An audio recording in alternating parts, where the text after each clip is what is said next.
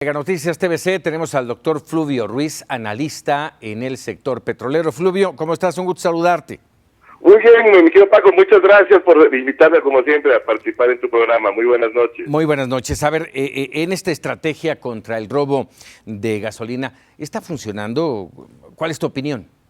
Mira, bueno, los números muestran que en efecto ha disminuido considerablemente el volumen, al menos, que se pierde a través de ilícito. Creo que uno de los aciertos fue haberle dado un lugar muy importante en la jerarquización de los delitos a combatir. Creo que esa ha sido la parte novedosa, ¿no? Si recordamos las acciones iniciadas al inicio de esta administración, recogían muchos de los elementos que estaban en programas previos, pero que no habían tenido pues la voluntad política que sí ha existido en esta ocasión, ¿no? Entonces me parece que esta primera etapa, pues los números que se muestran indican una disminución sensible y por supuesto aún falta trabajar en lo que ya sería de más mediano y largo plazo, ¿no? Que ya requiere labores pues de inteligencia para ir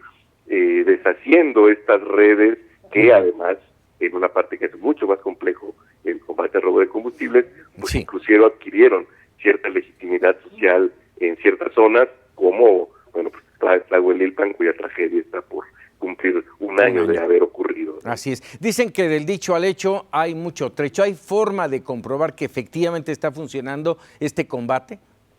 Mira, habría que hacer un análisis integral, ¿no? Si lo medimos por la disminución del volumen y damos por buenas las cifras que se han ofrecido, claramente ha habido una disminución.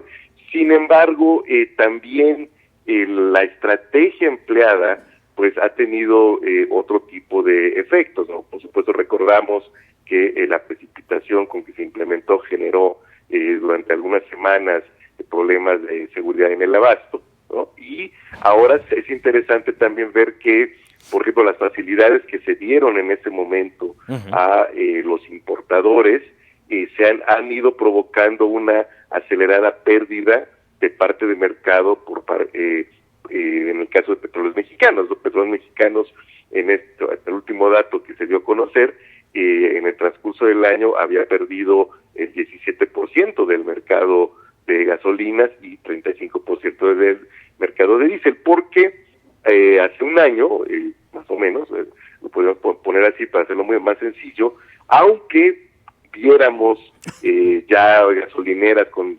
diferentes franquicias, lo cierto es que prácticamente toda la gasolina que se vendía en el país era o producida o importada por Petróleos Mexicanos, ¿no? A raíz de este combate se diseñó una estrategia cuya precipitación implicó el otorgamiento de facilidades a los importadores, y hoy vemos una creciente participación de estos en mercados que son muy importantes.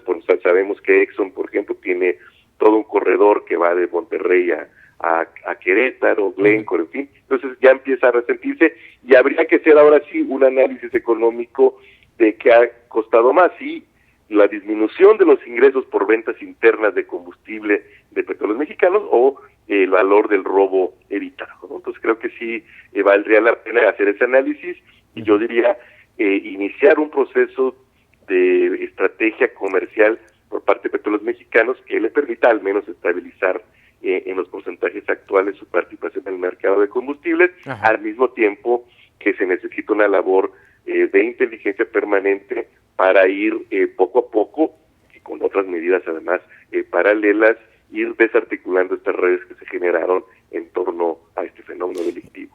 En todo ese entorno, Fluvio, ¿las finanzas de Pemex han mejorado luego de esta estrategia?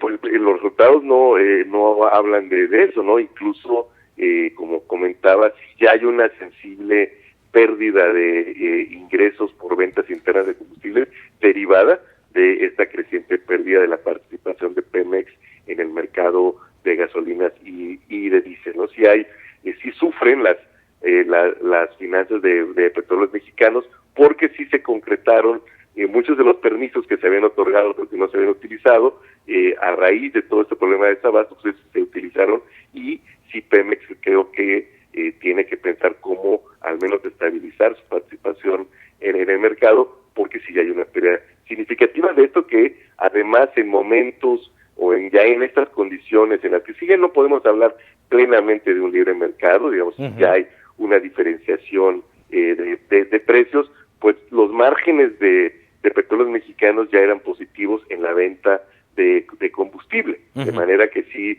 repercute, a diferencia de otras épocas donde a Pemex paradójicamente no le convenía vender tanto, no recordemos las épocas que durante toda una década, ahora parezca haberse olvidado, pero durante prácticamente 10 años la gasolina en México fue más barata que en Estados Unidos, ¿no? Principios de siglos hasta 2015 por ahí, y entonces pues Pemex perdía porque estaba obligado a importar, ¿no? Entonces me parece que al final de cuentas también se necesita una revisión el diseño institucional del sector, pues para que Petróleos Mexicanos no se vea forzado a perder al vender combustible, ¿no? Entonces creo que sí, todavía falta esa parte.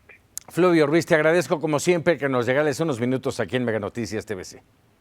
A ti, mi querido Paco, estamos a la orden como siempre. Muchísimas gracias.